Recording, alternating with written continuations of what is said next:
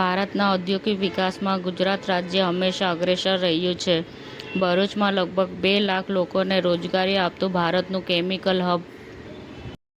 દિલ્હી વિધાનસભાને 24 કલાકમાં બીજી વખત બોમ્બેથી ઉડાવવાની ધમકી, પોલીસ દ્વારા સર્ચ ઓપરેશન શરૂ કરવામાં આવ્યું.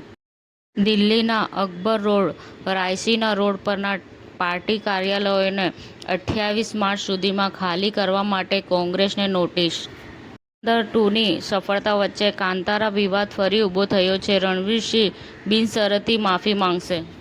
શાલિની પાંડે એક્શન કોમેડી ફિલ્મો કરવા માંગે છે. આ કલાકારોને તેણીના મનપસંદ તરીકે નામ આપે છે. જુહી દેસાઈ દ્વારા નિર્મિત Gujarati urban film Kuka is money case grand સેલિબ્રેશનમાં હાઈ એનર્જી ટ્રેલર અને ગીતો લોન્ચ.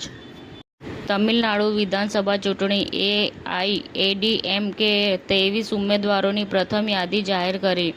એડપટ્ટીડીથી કે પલાનીસ્વામીને મેદાનમાં ઉતર્યા.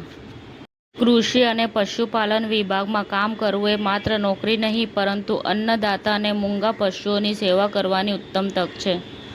ઘરો ઉપલબ્ધ હોવા છતાં પીએનજી સ્વિચનો ઇનકાર કરશે તો એલપીજી સપ્લાય બંધ કરવામાં આવશે.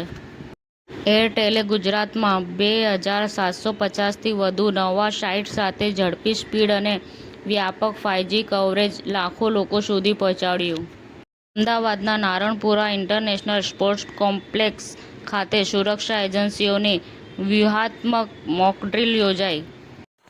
સમાચાર ટુડે ન્યૂઝ ચેનલની ટીમ અને જે સત્ય છે તે જ બતાવશે. આપ જોતા રહો સમાચાર ટુડે ન્યૂઝ ચેનલ. ગુજરાતની ધરતીનું ગુજરાતીઓ માટે જ, એટલે કે સમાચાર ટુડે ન્યૂઝ. અમારી સમાચાર ટુડે ન્યૂઝ ચેનલને લાઇક કરો, શેર કરો અને સબસ્ક્રાઇબ કરો અને જોડાયા રહો સમાચાર ટુડે ન્યૂઝ ચેનલ સાથે.